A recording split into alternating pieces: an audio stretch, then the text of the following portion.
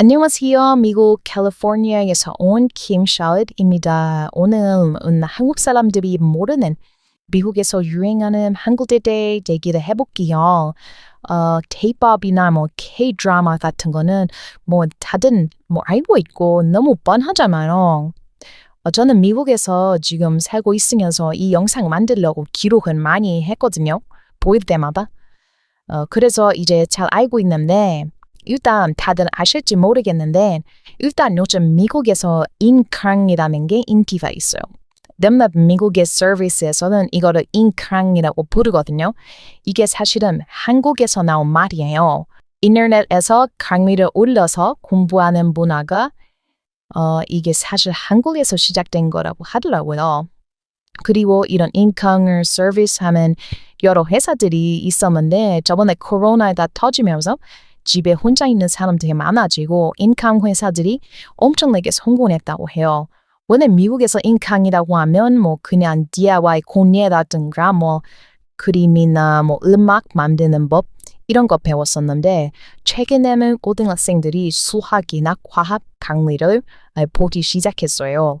이게 진짜 K-인캉이라고 할 수가 있어요.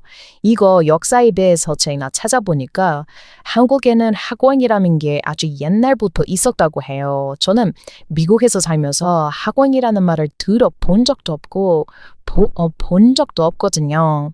한국 사람들은 학원이 영어로 academy라고 한다는데 글쎄요. academy는 학원이 아닌데요. 제가 알기로는 미국에는 학원이라는 말을 정확히 번역할 수 있는 말이 없어요. academy는 뭐랄까 오히려 대학교 같은 느낌이 딱 나와요. 대학교보다는 약간 좀 더 실습 위주로 가르치는 곳을 academy라고 하죠. 그런데 이 학원, academy 문화가 여기 미국에서 살고 있는 한국 사람들 위주로 퍼져나간 게 있는데 바로 태권도 academy예요. 그런데 이 태권도 academy는 사실 미국에서 유행한 지는 좀 시간이 오래됐죠. K-pop보다 태권도는 훨씬 유명했어요. 여기 미국에서 사시는 한국 분들은 자기 어린 아들을 딸한테 마셜 아츠 가르치는 경우가 많았거든요. 참고로 마셜 아츠라는 거는 한국말로는 무술입니다. 이 미국에서 사는 한국 분들의 자기 어린 아들을 딸한테 마셜 아츠 가르치는 역사가 진짜 오래됐어요. 사실 미국에서 엄청 옛날 80년대 이럴 때요. 그때는 미국의 인종차별이 은근히 있었어요. 그래서 어린 아시아 아이들도 자기 몸을 자기가 지켜야 했어요. 그래서 한국 부모님들은 자기 아이가 4살만 되어도 태권도 아카데미를 보냈죠. 그런데 이거 태권도가 참 신기한 거는 공격을 배우는 게 아니라 방어를 배우는 거라고 해요. 최대한 서로 난장판으로 싸우지 않으면서 적당히 싸우는 무술이에요. 그래서 사람들 손으로 붙잡고 싸우면 어떻게 돼요? 완전 난장판 되잖아요. 그래서 태권도에서는 발차기 위주로 거리를 계속 벌리면서 싸우는 거라고 하더라고요. 이렇게 미국에서는 엄청 오래전부터 미국에서 사는 한국 사람들이 태권도를 아이들에게 가르쳤는데 그거를 본 미국 사람들이 자세히 보니까 이거 태권도가 너무 좋은 거예요. 그리고 태권도 배운 한국 아이들이 진짜 건강하게 자라고 또 보니까 전신 건강도 뭔가 태권도에서 엄청 잘 가르쳐서 태권도 한 한국 아이들은 나중에 마약도 안 하고 사람들도 안 괴롭히고 범죄나 불법적인 일도 절대로 안 하고 그랬어요. 그래서 미국 백인들도 한국 사람들 따라서 아이에게 태권도 가르치는 경우 이미 90년대부터 많이 있던 일이에요. 제 미국인 친구들 중에서도 어릴 때부터 태권도 배운 친구들 많이 있어요. 그런데 이게 미국 80년대부터 90년대쯤에는 카라테라는 거라 한국의 태권도랑 미국 사람들이 구분을 잘 안 했어요. 그래서 한국인 사범님들이 만든 태권도 아카데미에서는 완전히 태권도만 다뤘는데 가끔 미국 사람들이 만든 마셜 아츠 아카데미에서는 카라테라고 써먹고 태극기 달아먹거나 태권도라고 써먹고 카라테 가르치면서 일장기 걸어놓는 학원이 많았어요.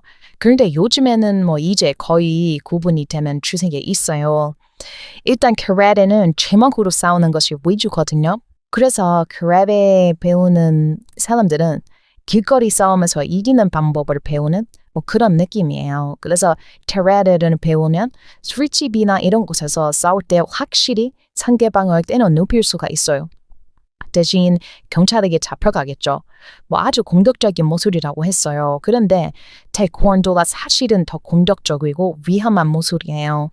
태권도는 일단 주먹보다는 하체를 위주로 운동하는 마셜 아트예요. 그래서 상대방과 거리를 벌리면서 최대한 싸우지 않고 경계하는 방식으로 싸울 수가 있죠. 이거를 왜 이렇게 싸우는지는 발차기가 주먹보다 더 위험하기 때문인데요. 이거는 뒤에 조금 더 자세히 설명을 해드릴게요. 그리고 이거는 완전 과학인데 온몸에서 근육이 더 잘 생기고 더 많아야 하는 곳이 하체거든요. 하체에 근육이 많으면 몸매가 예뻐져요. 그래서 태권도를 어릴 때 배우면 커서도 몸매가 예쁘고 건강한 경우가 많이 있어요. 아마 이래서 태권도가 캐라테보다는 조금 더 유행하고 있는 것 같아요. 그리고 태권도가 한 가지 더 다른 점이 있는데요. 캐라테는 일단 겉으로 싸우는 그런 거를 배우거든요. 그러면서 무술의 예의 같은 거를 배워요. 뭐 대장한테 어떻게 해야 하는지, 어떻게 절제되게 싸우는지를 최대한 배우는데 태권도 같은 경우에는 되게 더 심해요. 저보다 아마 태권도를 해보신 구독자분들이 더 잘 아실 거라고 생각을 하는데 저는 일단 미국인이 생각하면 태권도에 대해 말씀을 드리는 거예요. 태권도는 아이들 데려다 놓고 명상까지 시키는 거를 본 적이 있어요. 아마도 나이 어린 아이들은 막 뛰어놀고 정신 사납잖아요. 그런데 태권도 아카데미에서는 아이들을 모아놓고 명상을 시켜요. 그러면 이게 가끔 보면 ADHD 아이들이 있잖아요. 절대로 가만히 둘 수가 없는 아이들이 있는데 그런 아이들이 태권도 아카데미만 오면 저런 명상할 때 조용해져요. 진짜 무슨 완전 기적, 미라클이죠. 정신병원에 가도 아이를 조용히 못 시키고 완전 따보는 아이들 때문에 스트레스 받는 부모님들 많아요. 특히 여러분 잘 모르시겠지만 제 생각에는 아시아 아이들보다 백인이나 히스패닉 아이들이 좀 많이 까불까불하는 것 같아요. 그래서 미국에서는 아이들 키울 때 우울증이 진짜 좀 많이 심하게 오거든요, 엄마들이. 그런데 그 엄마들이 해결책이 있어요. 그냥 아이들 태권도 아카데미에 보내면 되는 거예요. 제가 태권도 아카데미에 보낸 엄마들이 자기 아이가 조용히 명상하고 절제된 태권도 동작 시키는 대로 하는 거 보고 막 충격받고 감동받은 그런 영상들 본 적이 있는데 진짜 태권도 하는 이유가 그런 것 같아요. 그리고 솔직히 아이들 태권도 하는 거 보면 진짜 너무 귀여워요. 미국에서 인기 있는 영상들이 있거든요. 이거 보시면 진짜 너무 귀여워서 난리가 날 겁니다. 한번 봐주세요. 이거 둘이 겨루고 있는 건데요. 좀 오래된 영상이나 화질 안 좋은데 너무 귀엽죠. 이 영상 때문에 많은 미국인 엄마들이 아이들 데리고 태권도 아카데미로 달려갔죠. 그런데 제가 만난 한국 친구들도 한국에서 어릴 때 태권도 배운 아이들 많다고 하더라고요. 그런데 한국에서 생각하는 태권도랑 미국에서 생각하는 태권도랑 이미지가 좀 다른 게 있어요. 모르겠어요. 한국에서도 태권도를 단한 모습으로 생각하기는 하는데 제 주변 친구들은 태권도를 좀 과소평가하는 친구들은 많이 있었어요. 뭐 아이들이나 하는 그런 모습이라고 생각을 하는데 미국에서는 절대 그렇지가 않거든요. 미국에서 유명한 뭐 UFC 같은 격투기들을 봐도 태권도가 베이스인 선수들 많이 있어요. 일단 태권도가 베이스인 선수들은 킥이 진짜 엄청 세서 보통은 주먹으로 넉다운을 당하는데 태권도가 베이스는 강력한 킥으로 선수를 쓰러뜨리는 경우가 진짜 많죠. 사실 주먹이 아무리 강해도 발차기보다 셀 수가 없거든요. 아까도 제가 태권도는 무슨 반어적인 모술이다 이렇게 말을 했지만 사실 태권도만큼 위험한 마셜 아트가 없어요. 태권도만큼 위험한 걸로 알려진 거는 주짓수랑 무에타이 정도 될 것 같아요. 주짓수는 목을 조르는 게 위중에가 당연히 위험하죠. 그리고 몸에 차이는 팔꿈치라든가 무릎 같은 부분으로 타격하는 거니까 또 위험하고요. 그리고 태권도는 주먹보다 그냥 발차기로 계속 때리는 거라서 사실은 진짜 위험한 거예요. 미국 National Geographic 같은 곳에서도 martial arts별로 얼마나 lethal한지 그리고 그러니까 얼마나 쉽게 사람이 죽을 수가 있는 위험한 것인지 비교하는 그런 컨텐츠가 있었는데 사실 태권도가 가장 위험했고 deadly한 martial arts였어요.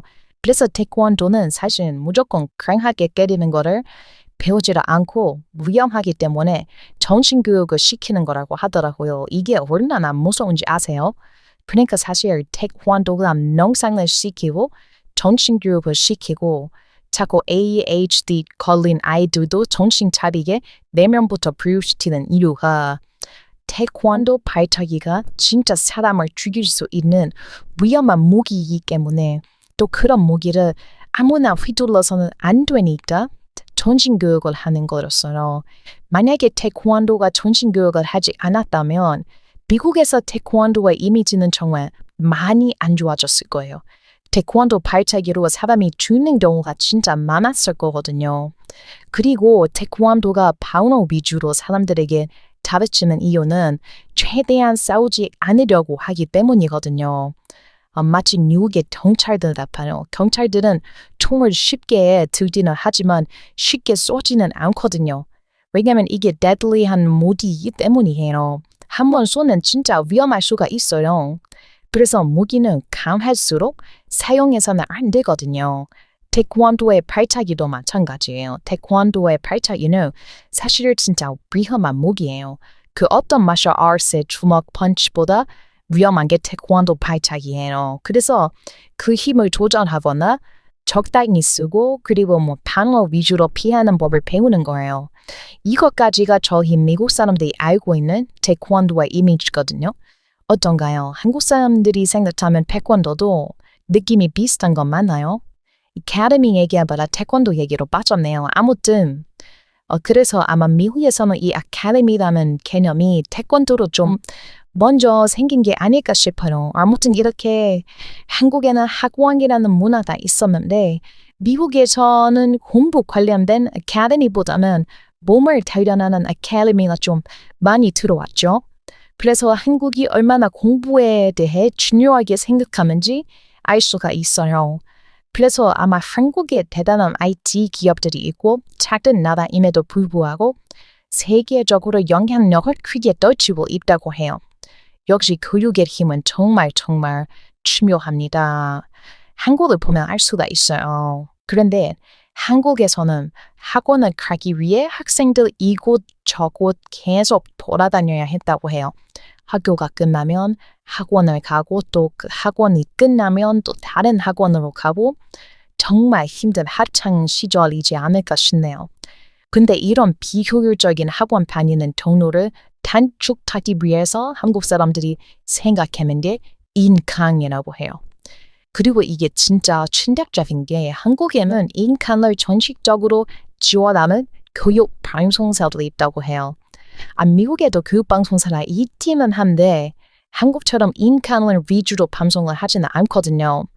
그런데 한국의 이 교육방송사 이름이 EBS였는데요.